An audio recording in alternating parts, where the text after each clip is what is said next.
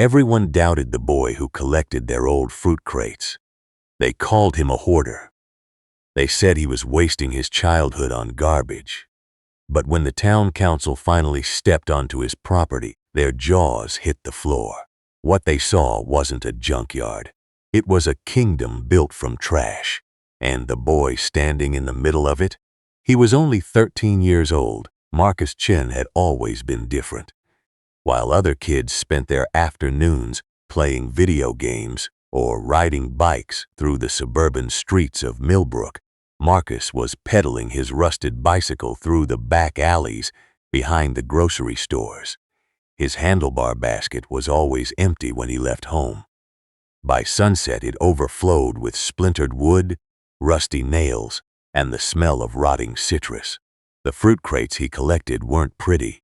They were stained with juice that had fermented in the summer heat. Some had broken slats. Others were crawling with ants that had discovered the sticky residue left behind by peaches and plums. But Marcus saw something in those crates that nobody else could see. He saw potential. He saw building blocks. He saw the beginning of something impossible. The first time Mrs. Patterson caught him digging through the dumpster behind her organic market, she threatened to call his parents. Marcus was 11 then, small for his age, with oversized glasses that kept sliding down his nose. He looked up at her with those earnest brown eyes and explained that he wasn't making a mess. He was collecting materials. Mrs. Patterson laughed. She actually laughed, the kind of laugh that starts in the belly and bursts out uncontrollably. Materials? She repeated, wiping tears from her eyes. Son, those are rotten fruit crates. They're trash. Literal trash. She shook her head and walked back inside, muttering about kids these days and their strange hobbies. Marcus waited until she was gone, then carefully extracted 3 crates that were still structurally sound. He wiped them down with an old rag he kept in his backpack and loaded them onto his bike. The ride home was slow. The crates were heavier than they looked, and his bike chain needed oil. But Marcus didn't mind. He was already envisioning what those crates could become. His parents didn't understand either. His father, David Chen, worked double shifts at the automotive factory on the edge of town. His mother, Linda, cleaned houses for the wealthy families who lived in the hills overlooking Millbrook. They were tired people, good people. People who wanted their only son to have the opportunities they never had. When Marcus started bringing home fruit crates, they assumed it was a phase. A weird phase, certainly, but a phase nonetheless. Just keep them in the garage, his mother said, not looking up from the bills she was sorting on the kitchen table. And make sure you wash your hands before dinner. Those things are filthy. His father was less diplomatic. Boy, if you want to build something, I'll buy you proper lumber from Home Depot. Stop bringing home garbage. But Marcus didn't want proper lumber. He wanted the fruit crates. There was something about their dimensions, their weathered texture, their history of carrying nature's bounty that spoke to him in a language he couldn't quite translate for adults. The garage became his laboratory. Marcus spent every free moment there, surrounded by his growing collection of crates. By the time he turned 12, he had over 200 of them stacked in teetering towers that reached the garage ceiling. He had developed a system. The crates with intact frames became structural elements. The broken slats were stripped for their wood, which Marcus sanded by hand using sandpaper he bought with his allowance. The nails he carefully removed and straightened, using a hammer and a piece of scrap metal he found in his father's toolbox. He kept a notebook where he sketched designs, calculated measurements, and recorded his experiments. The first thing he built was a bookshelf for his bedroom. It was crooked. The shelves weren't level. One side was an inch taller than the other. But when he loaded it with his books, it held. It actually held. Marcus sat on his bedroom floor that night and stared at that lopsided bookshelf for 3 hours. He had taken something people threw away and made it useful again. The feeling was intoxicating. Word spread through the neighborhood. Not the good kind of word, the whispered kind. The kind that follows a kid through the hallways at school and makes other kids cross the street to avoid walking near him. Marcus became known as Crate Boy. The nickname was supposed to be an insult, but Marcus didn't mind it. He wore it like a badge. When Tommy Henderson, the 8th grade bully, cornered him by the lockers and sneered, "Hey, Crate Boy, find any good garbage today?" Marcus looked him straight in the eye and said, "Actually, yes. I found 3 vintage apple crates from Henderson's orchard. They're from the 1980s. The wood is oak." Tommy didn't know what to do with that response. He had been prepared for tears or anger. He hadn't been prepared for enthusiasm. He shoved Marcus against the lockers and walked away, confused and unsatisfied. Marcus straightened his glasses and went to class, already sketching a new design in his mind. The teachers weren't much better. During parent-teacher conferences, Marcus's homeroom teacher, Mr. Davies, expressed concern to his parents. "Marcus is a bright boy," Mr. Davies said, tapping his pen against the conference table. "But he's not applying himself. He spends all his free time in that garage instead of studying or participating in extracurricular activities. Colleges look for well-rounded students. What will he put on his application? Collector of rotten wood?" His parents came home that night and had a serious talk with Marcus at the kitchen table. His mother made his favorite dinner, beef and broccoli, but Marcus could barely eat. He listened to their concerns. He understood their fears. They wanted him to be normal. They wanted him to fit in. They wanted him to have friends and good grades and a future that didn't involve dumpster diving. But Marcus couldn't explain to them that what he was doing in that garage wasn't a distraction from his future. It was the foundation of it. He started waking up at 4 in the morning. While the rest of Millbrook slept, Marcus worked in his garage by the light of a single bulb. He learned to work quietly, using techniques he invented to minimize noise. He discovered that if he wrapped his hammer in an old towel, the impact was muffled. He learned to sand wood in smooth, continuous strokes that created a whisper instead of a scratch.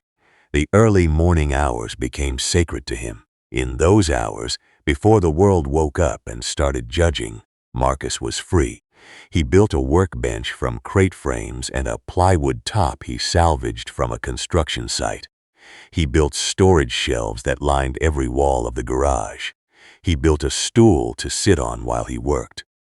Each project taught him something new. The bookshelf had taught him about weight distribution.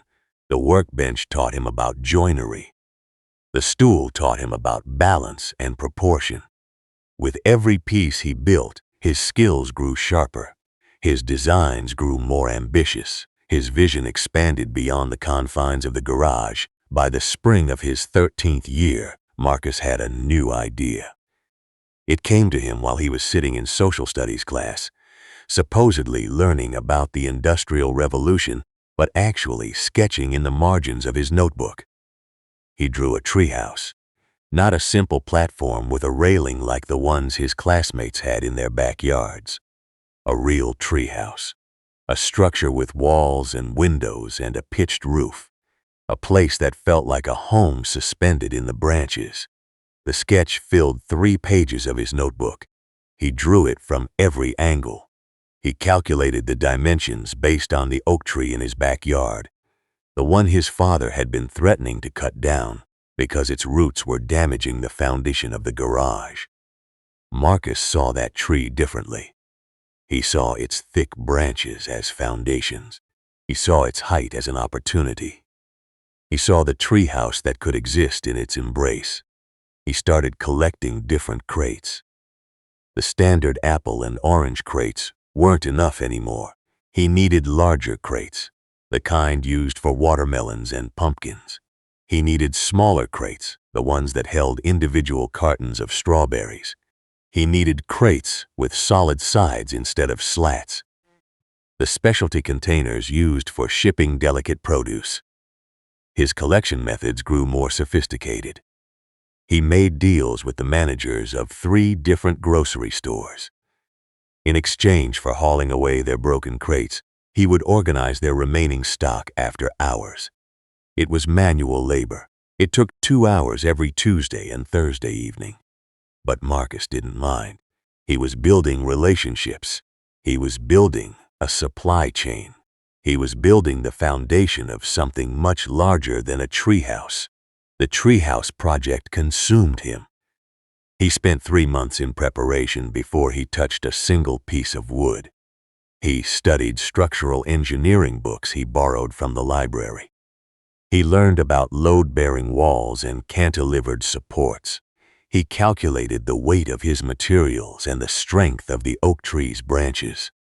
He built scale models in the garage, testing different configurations until he found one that distributed weight evenly across 3 main branches.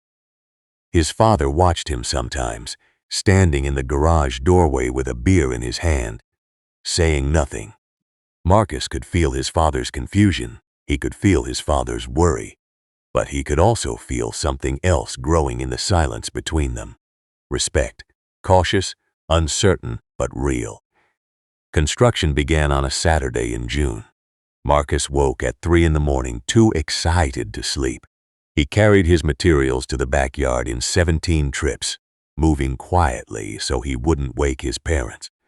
The first beam went up at dawn. He had designed a bracket system using metal plates he salvaged from an old bed frame, bolting them directly into the tree's trunk. The brackets would support the main platform, which he built from the sturdiest crate frames reinforced with the straightest slats. By noon, his parents were awake and watching from the kitchen window. His mother made pancakes and brought a plate outside, setting it on the grass near the tree. "You need to eat," she said. Marcus took the plate but didn't stop working. He ate with one hand while securing a joist with the other. His mother stood there for a long time, watching her son work with a precision and focus she had never seen in him before. When she went back inside, she didn't tell him to stop. She didn't tell him it was a waste of time. She just left the plate and went back to her cleaning schedule. The platform took 2 weeks. The walls took another 3. Marcus worked every day after school until the sun went down, then continued under the light of a camping lantern he hung from a lower branch. The walls were the most challenging part. He wanted them to be solid but not heavy. He wanted them to provide privacy, but also allow light to filter through. He settled on a design that used the crate slats arranged in a herringbone pattern, creating small diamond-shaped gaps that let in dappled sunlight.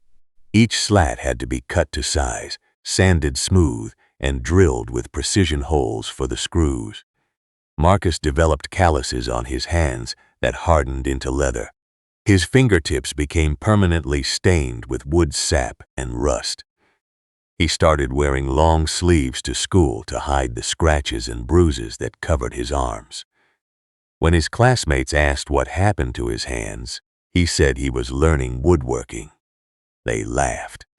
They didn't know that those hands were building something they couldn't imagine. The roof was the final element. Marcus wanted a pitched roof with actual shingles, but he couldn't afford commercial roofing materials. He experimented with different approaches. He tried layering crate slats like shingles, but they didn't shed water properly. He tried coating cardboard with waterproof sealant, but it warped in the humidity. The solution came to him unexpectedly. He was helping his mother clean a house in the hills when he noticed the metal roof of a garden shed. The owner was replacing it, and the old panels were stacked by the curb for bulk pickup. Marcus asked if he could take them. The owner, a retired architect named Mr. Whitmore, looked at the skinny kid with the oversized glasses and asked what he wanted them for. Marcus told him about the treehouse. He told him about the crates. He told him about the vision that had been growing in his mind for 2 years. Mr. Whitmore listened without interrupting. When Marcus finished, the old architect walked to his garage and returned with a tape measure and a calculator. "Those panels are 18 feet long," he said. "You'll need to cut them. Do you know how to use a metal shear?" Marcus didn't. Mr. Whitmore taught him. It took 3 hours. By the end, Marcus had 12 metal panels stacked in the back of Mr. Whitmore's pickup truck and a new mentor who would change everything. Mr. Whitmore started visiting Marcus's garage on Sunday afternoons. He brought books on architecture and engineering. He brought tools that Marcus had never seen before. He brought a perspective that transformed Marcus's hobby into something approaching art. "You're not just building with crates," Mr. Whitmore told him one afternoon, examining a chair Marcus had constructed. "You're working with found materials. That's a legitimate design philosophy. There's an entire movement around this concept. It's called upcycling. People pay serious money for upcycled furniture." Marcus had never heard the word before. He wrote it in his notebook and underlined it 3 times. Upcycling. His garbage collection had a name, it had a tradition, it had value. With Mr. Whitmore's guidance, Marcus's work evolved. He learned about design principles like proportion, rhythm, and harmony. He learned about different wood species and their properties. He learned that the crates he collected weren't just random pieces of wood. They were made from pine, oak, cedar, and sometimes exotic hardwoods used for imported fruits. Each type of wood had different colors, grains, and strengths. Marcus started sorting his collection by wood type, creating a palette of materials that he could choose from like an artist choosing paints. His treehouse became a showcase of these materials. The frame was oak, strong and reliable. The walls were a mosaic of pine, cedar, and mahogany, creating a tapestry of colors that shifted in the changing light. The roof was the silver metal from Mr. Whitmore's shed, cut into precise panels that overlapped like fish scales. The treehouse was finished on a Tuesday in August, 3 days before Marcus started 8th grade. He stood in the grass below it and looked up at what he had created. It wasn't perfect. The roof had a slight sag in the middle where he hadn't accounted for the weight of the metal panels. One wall was a 1/4 inch out of plumb. The window he had installed using plexiglass he found at a construction site had a scratch that distorted the view. But it was real. It existed. He had built it with his own hands from materials that other people had thrown away. Marcus climbed the ladder he had built from crate slats and rope, pulled himself through the trapdoor he had hinged with salvaged cabinet hardware, and stood in the center of his creation. The floor was solid beneath his feet. The walls blocked the wind but let in the afternoon light in golden patterns. Through the scratched window, he could see his house, his neighborhood, his entire world from a new perspective. He was 13 years old, and he had built a home in the sky. His parents came to see it that evening. His father climbed the ladder first, moving slowly, testing each rung with his full weight. When he emerged through the trapdoor and stood in the treehouse, he didn't speak for a long time. He walked to each wall and touched the wood. He looked out the window. He looked at the ceiling where Marcus had installed a small solar-powered light he had salvaged from a garden path. Finally, he turned to his son. "You did this?" he asked. His voice was quiet. "All of this?" Marcus nodded. His father sat down on the floor, which creaked under his weight but held firm. "I don't understand you," his father said. "I never have. But I see you now. I really see you." Marcus didn't know what to say. He sat down next to his father, and they watched the sunset through the herringbone walls, not speaking, just being together in the space that Marcus had built from garbage and dreams. The treehouse should have been the end of the story.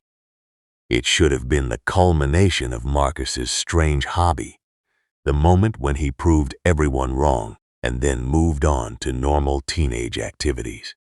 But Marcus wasn't finished. The treehouse had taught him something important. It had taught him that his vision was possible, that his methods were valid, that his materials were worthy. He started looking at Millbrook differently. He saw potential everywhere. The abandoned warehouse on 4th Street, the empty lot behind the elementary school, the old barn on the Henderson property that was scheduled for demolition. Each space spoke to him. Each space had a purpose waiting to be discovered.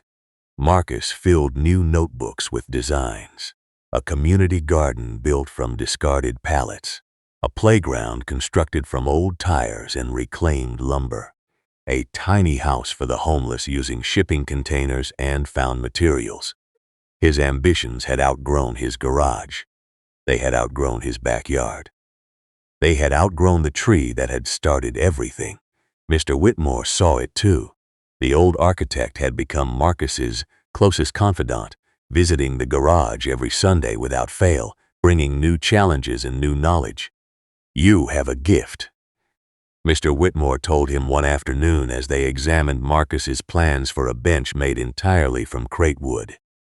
"But gifts need to be shared. You can't keep building in secret forever.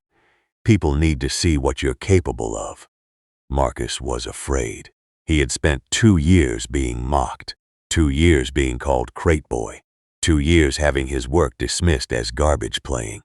The idea of showing his creations to the world filled him with a terror that made his hands shake. But Mr. Whitmore was persistent. "There's a town council meeting next month," he said. "They're discussing the renovation of the community center. I think you should present your ideas." Marcus laughed. He actually laughed, the same kind of belly laugh that Mrs. Patterson had unleashed on him 2 years earlier. "I'm 13, he said. "They won't listen to a kid." Mr. Whitmore smiled. "They'll listen if you make them." The month before the town council meeting was the most intense period of Marcus's life. He worked every waking hour, balancing schoolwork with a project that consumed his every thought. Mr. Whitmore had secured permission for Marcus to use a corner of the abandoned warehouse on 4th Street. It was a massive space, dusty and echoing, with broken windows and pigeons nesting in the rafters. Marcus saw it as a canvas. He saw it as a stage. He saw it as the place where he would finally show Millbrook what Crate Boy could do. He designed a structure that would fill the warehouse corner. It wasn't a building in the traditional sense. It was an installation, a demonstration, a proof of concept that would make the town council see his vision as clearly as he did. He called it the Garden of Reclamation. It would be a series of interconnected spaces built entirely from materials he had collected over the past 2 years. A reading nook with walls of crate wood and cushions made from salvaged fabric.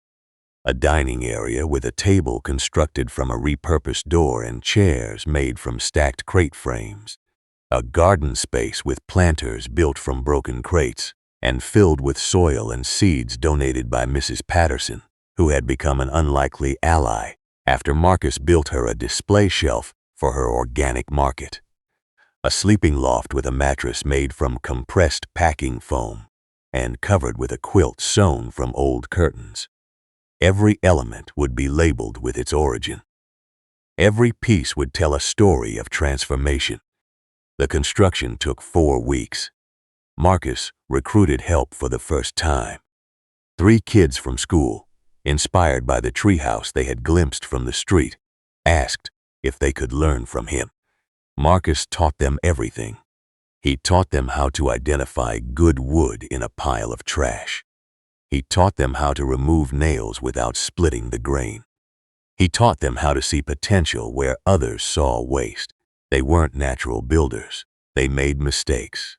They cut pieces too short. They drilled holes in the wrong places. They got frustrated and wanted to quit. But Marcus was patient. He showed them that mistakes were just opportunities for creative solutions. A hole in the wrong place became a window.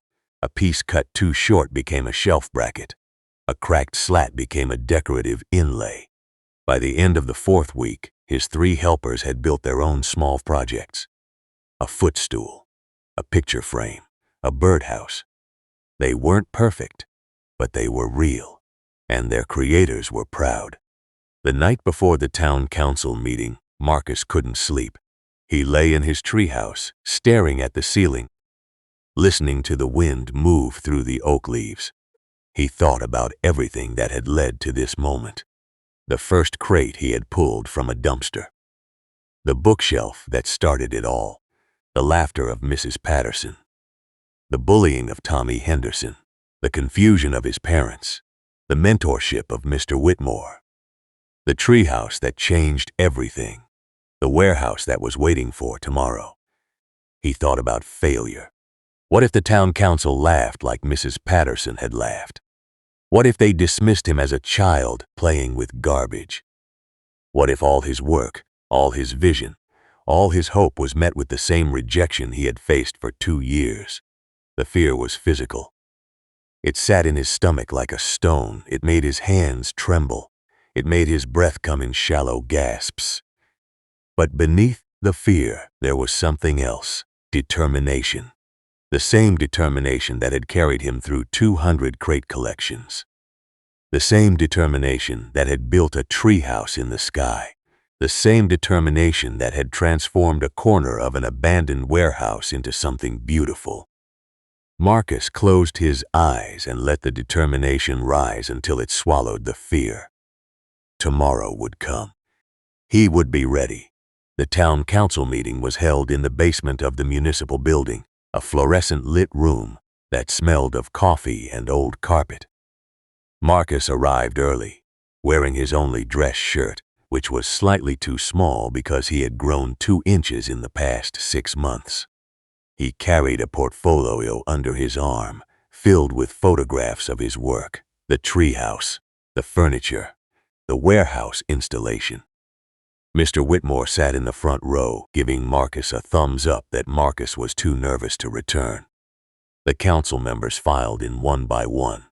Mayor Henderson, Tommy Henderson's father, who had heard the crate boy jokes at his own dinner table. Councilwoman Diaz, who ran the community center renovation committee. Councilman Brooks, who owned the construction company that had submitted the winning bid for the renovation project. They took their seats behind the long table, shuffled their papers, and called the meeting to order.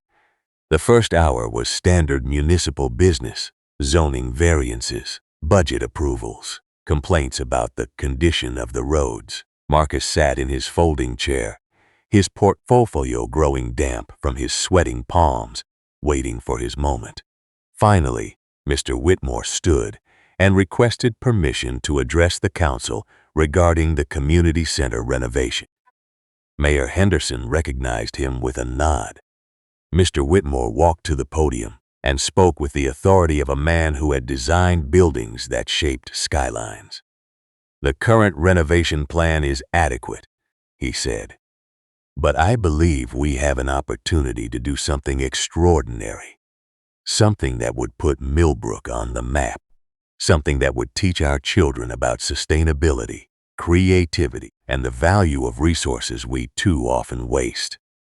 He paused and looked directly at Marcus. "I'd like to introduce you to someone who can show you what I mean." Marcus walked to the podium. His legs felt disconnected from his body. His voice, when he found it, came out as a squeak that made Councilman Brooks smirk. He cleared his throat and tried again. "My name is Marcus Chen. I'm 13 years old, and I build things from garbage." The word garbage hung in the air. Councilwoman Diaz raised an eyebrow. Mayor Henderson leaned back in his chair with an expression that Marcus couldn't read. He opened his portfolio and spread the photographs across the podium. The treehouse glowing in the afternoon sun. The furniture arranged in his garage like a showroom. The warehouse installation, half finished, but already beautiful. He talked about the crates, about the 200 collections, about the dumpster diving and the sanding and the failed experiments and the breakthroughs. He talked about the design principles he had learned, about the environmental impact of construction waste, about the potential for Millbrook to become a model of sustainable building practices. He talked for 20 minutes without stopping, his voice growing stronger with every sentence, his fear transforming into passion that filled the fluorescent room with something electric. When he finished, there was silence, the kind of silence that follows a thunderclap. The council members looked at each other. Councilman Brooks was the first to speak. "This is all very creative," he said, choosing his words carefully. "But we're talking about a municipal project, a community center renovation with a budget of $2 million. We can't build a public facility out of garbage. There are safety codes, liability issues, professional standards." Marcus had anticipated this. He reached into his portfolio and pulled out a folder that Mr. Whitmore had helped him prepare. "These are engineering assessments," he said, distributing copies to each council member. "Mr. Whitmore had my structural elements tested by a certified engineering firm. The crate wood, when properly treated and reinforced, exceeds the load-bearing requirements for residential construction. The metal roofing panels meet all weatherproofing standards. The insulation materials I use from compressed packing foam have better thermal properties than standard fiberglass." He pulled out another folder. "And these are cost analyses. My methods would reduce the renovation budget by 40%. The savings could fund additional programs at the community center, arts education, STEM workshops, youth employment initiatives." Councilwoman Diaz was studying the photographs. She looked up at Marcus with an expression that had shifted from skepticism to something approaching wonder. "You built all of this?" she asked. "By yourself?" Marcus nodded. "With help from friends for the warehouse installation. But the design, the methods, the vision, that's mine." She turned to Mayor Henderson. "I think we should see this in person." The mayor looked at his fellow council members. Councilman Brooks was still frowning, but he didn't object. "Very well," Mayor Henderson said. "Mr. Chen, would you be willing to show us your work?" Marcus felt the stone in his stomach dissolve. "Yes," he said. "Yes, I would." They drove to the warehouse in a caravan of municipal vehicles. Marcus rode with Mr. Whitmore, his hands still trembling, but his heart beating with a rhythm that felt like victory. The warehouse loomed before them, its broken windows reflecting the afternoon sun. Marcus led the council members inside through the dusty main floor to the corner where the garden of reclamation waited. He had worked through the night to finish it. He had added final touches that morning. A vase of wildflowers on the dining table, a stack of books in the reading nook, a small sign that read "Welcome" made from individual letters cut from different crate woods, creating a rainbow of colors and grains. The council members stepped into the installation and stopped. They didn't speak. They didn't move. They just looked. Councilwoman Diaz walked to the reading nook and touched the crate wood walls. She sat in the chair that Marcus had built and felt it support her weight without complaint. She picked up a book from the shelf and opened it, letting the light from the broken window fall across the pages. Councilman Brooks examined the dining table, running his hand along the repurposed door surface, noting the craftsmanship of the joinery. He looked under the table and saw the reinforcement system that Marcus had designed to support the weight. He stood up and walked to the sleeping loft, climbing the ladder that Marcus had built, lying down on the mattress to test its comfort. Mayor Henderson stood in the center of the space and turned in a slow circle, taking in every detail: the herringbone walls, the reclaimed light fixtures, the planters with their first green shoots pushing through the soil, the sign that said "Welcome" in a child's careful handwriting. "How much did this cost?" Mayor Henderson finally asked. "In materials?" Marcus answered without hesitation. $347, mostly for screws, bolts, and the non-toxic wood sealant. Everything else was salvaged. The mayor did the math in his head. "And you built this in 4 weeks?" With 3 helpers who had never built anything before. The mayor walked to the wall and touched the wood. It was smooth, it was warm, it was beautiful. "My son made fun of you," he said quietly. "Tommy, he called you Crate Boy." Marcus didn't know what to say. "I know," the mayor turned to face him. "He was wrong, I was wrong. We all were wrong." The words hit Marcus like a physical force. He felt tears prick his eyes and blinked them back. He had waited 2 years to hear those words. He hadn't realized how much he needed them until they were spoken. Councilwoman Diaz was crying. Not dramatically, but quietly. Tears sliding down her cheeks as she sat in the reading nook with a book open in her lap. "My grandmother was a carpenter," she said, "in Mexico. She built our house with wood she salvaged from a demolished factory. I grew up in that house. It was the most beautiful place I've ever lived. I had forgotten that until now." She closed the book and stood up. "I move that we table the current renovation bid and consider Mr. Chen's proposal for the community center." Councilman Brooks surprised everyone by seconding the motion. "The engineering assessments are solid," he said. "The cost savings are significant. And frankly, I've never seen anything like this. We would be fools not to explore it." Mayor Henderson looked at Marcus, really looked at him, the skinny kid with the oversized glasses, the boy who collected garbage, the builder who had created a garden in a warehouse. "The motion passes," he said. "Mr. Chen, would you be willing to work with our architects and engineers to develop a formal proposal?" Marcus felt his knees go weak. He leaned against the crate wood wall and felt its solidity support him. "Yes," he said, "I would be honored." The story spread through Millbrook like wildfire.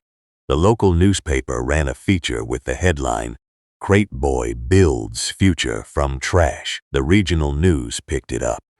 A national magazine sent a photographer to capture the treehouse and the warehouse installation. Marcus's inbox filled with messages from people who wanted to learn his methods. Schools invited him to speak. Environmental organizations asked him to consult on sustainable building projects. The 3 kids who had helped him in the warehouse started their own upcycling club at school with 20 members by the end of the semester. Mrs. Patterson installed a permanent display of Marcus's furniture in her organic market and couldn't keep it in stock. Tommy Henderson approached Marcus in the hallway one day, looked at the floor and mumbled an apology that Marcus accepted with a handshake that Tommy initiated. But the biggest change was at home. Marcus's father quit his second job at the automotive factory. He started working with Marcus in the garage, learning the methods his son had developed, applying his own mechanical expertise to new designs. They built a workshop together in the backyard, larger than the garage, with proper lighting and ventilation. Marcus's mother used her cleaning connections to secure a steady supply of materials from the wealthy homes in the hills. Old furniture, discarded fabrics, building materials from renovation projects. She became the logistics coordinator of a family business that nobody had planned but everyone embraced. The Chens didn't become rich, but they became something better. They became a team. They became a family with a shared purpose. The community center renovation began the following spring. Marcus worked alongside professional architects and engineers, his designs refined and scaled to meet the needs of a public facility. The building featured walls of reclaimed crate wood arranged in patterns that told the story of Millbrook's agricultural history. The roof was a combination of solar panels and the metal sheeting that Mr. Whitmore had first given Marcus. The interior furniture was built by Marcus's Upcycling Club, each piece labeled with the name of the student who created it. The total cost came in at 45% under budget. The savings funded an arts program, a technology lab, and a youth entrepreneurship center where Marcus taught other kids to see potential in waste. On the opening day, Mayor Henderson cut a ribbon made from braided packing straps and declared the building a monument to the vision of one remarkable young man and the community that finally learned to see. Marcus stood in the crowd that day, wearing a new dress shirt that fit properly, surrounded by his parents, Mr. Whitmore, his 3 original helpers, and the 20 members of the Upcycling Club. He looked at the building that had started as a sketch in a notebook, a dream in a treehouse, a proof of concept in a warehouse. He thought about the first crate he had pulled from a dumpster, the first time someone had called him crazy, the first time he had proven them wrong. He was 14 now. He had built a community center. He had started a movement. He had transformed a town's relationship with its own waste. And he was just getting started. The Garden of Reclamation was moved from the warehouse to the community center grounds, where it became a permanent installation that visitors could walk through, touch, and experience. Marcus added to it over the years: a greenhouse built from old windows, an amphitheater constructed from stacked crate frames, a library of books about sustainable design, each shelf a different wood species, each book donated by someone who had been inspired by the story. The sign that said "Welcome" still hung at the entrance, its rainbow letters faded by sun and rain but still legible, still inviting. Marcus went to college on a full scholarship to study architecture. He graduated at the top of his class. He started a design firm that specialized in sustainable building practices, using the methods he had developed in his garage as a child. The firm grew to 50 employees. They built schools in developing countries using local waste materials. They designed disaster relief housing that could be constructed in days from salvaged debris. They consulted with governments on circular economy policies. Marcus spoke at the United Nations. He testified before Congress. He won awards that he displayed in his office, which was furnished entirely with pieces he had built from fruit crates. But he never forgot Millbrook. He never forgot the oak tree in his parents' backyard, which still held the tree house he had built at 13. He visited every month, climbing the ladder that was now weathered gray, sitting in the space that had started everything. His father had reinforced the structure over the years, adding supports as the tree grew. His mother had sewn new curtains from old fabric. The solar light still worked, powered by a modern panel that Marcus had installed on his last visit. It was a time capsule, a museum of beginnings, a reminder that greatness starts with a single crate pulled from a dumpster. On his 30th birthday, Marcus returned to Millbrook to dedicate a new project. The town had commissioned him to design a museum of sustainable design, built entirely from waste materials collected by the community over 2 years. The building was his masterpiece, a cathedral of reclaimed wood and metal and glass and fabric. Inside, the first exhibit was the Garden of Reclamation, stored to its original condition with the welcome sign hanging at its entrance. The second exhibit was his treehouse, disassembled from the oak tree and reconstructed inside the museum, accessible by a replica of the ladder he had built as a child. The third exhibit was his garage workshop, recreated with his original tools, his original notebooks, his original 200 fruit crates stacked in teetering towers. At the dedication ceremony, Mayor Henderson, now in his final term after 30 years of service, spoke about the day he had first seen Marcus's work. "I walked into that warehouse expecting to see a child's playhouse," he said. "Instead, I saw the future. I saw a world where we don't discard what we don't understand. where we don't mock what we can't imagine, where we don't underestimate the power of a young person with a vision and the courage to pursue it. He turned to Marcus, who stood beside him in a suit that had been tailored from fabric woven from recycled plastic bottles. You taught us to see, Marcus. You taught us to believe. You taught us that the things we throw away might be the foundation of something extraordinary. Marcus stepped to the podium and looked out at the crowd. He saw his parents, gray-haired now, but still working together in the workshop they had built. He saw Mr. Whitmore, 90 years old and sharp as ever, sitting in a wheelchair that Marcus had designed from reclaimed bicycle parts. He saw his 3 original helpers, now adults with families of their own, all of them working in sustainable design in different parts of the world. He saw the members of the Upcycling Club, some of them now running their own firms, teaching their own students, building their own dreams. He saw Tommy Henderson, who had become a teacher and coached the Upcycling Club after Marcus left for college. He saw Mrs. Patterson, who had turned her organic market into a cooperative that supported local sustainable businesses. He saw a community that had transformed itself because one boy refused to stop collecting garbage. I was called crazy, Marcus said, his voice carrying through the cathedral of reclaimed materials. I was called a hoarder. I was told I was wasting my time on trash, and for a long time I believed them. I thought there was something wrong with me, something broken that made me see value where others saw waste, something strange that made me care about old wood and rusty nails and broken crates.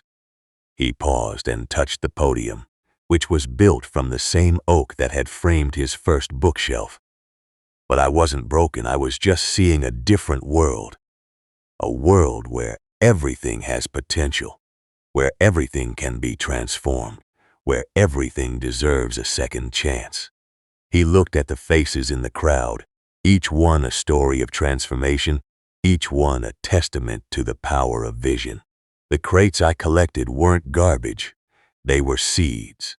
Seeds of a garden that grew beyond anything I could have imagined. And the laughter I endured wasn't punishment. It was fertilizer.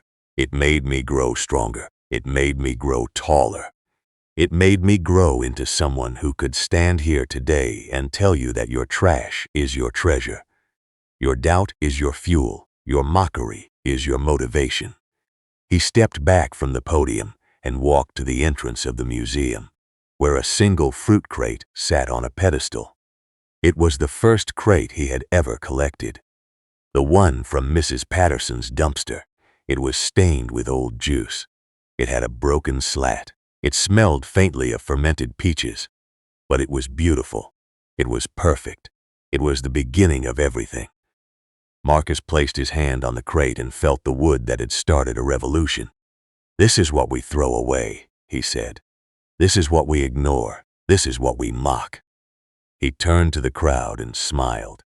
And this is what we can build. The museum opened to the public the next day. Lines stretched around the block. Visitors came from across the country and around the world. They walked through the garden of reclamation and felt the warmth of reclaimed wood. They climbed the treehouse ladder and saw the world from a new perspective. They sat in the garage workshop and imagined themselves as children with impossible dreams. They left with a new understanding of what was possible. They left with seeds of their own. Marcus returned to his design firm, to his projects, to his mission of transforming the world's relationship with waste. But he kept a small office in the museum, a room built from his original 200 crates, where he worked one day each month. On the wall hung a photograph of a skinny boy with oversized glasses, standing in a garage surrounded by teetering towers of fruit crates. The caption read, "Everyone doubted the boy who collected their old fruit crates, until they saw what he built." And beneath the photograph, in Marcus's own handwriting, was a single sentence that he had written on the night before the town council meeting. when fear and determination had warred in his heart.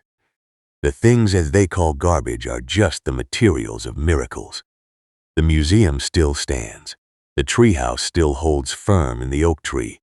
The garage workshop still echoes with the sound of hammers and saws. And somewhere in Millbrook, a child is pulling a crate from a dumpster, wiping it clean and seeing something that nobody else can see. A building block, a foundation, a beginning. The cycle continues. The garden grows. The reclamation never ends.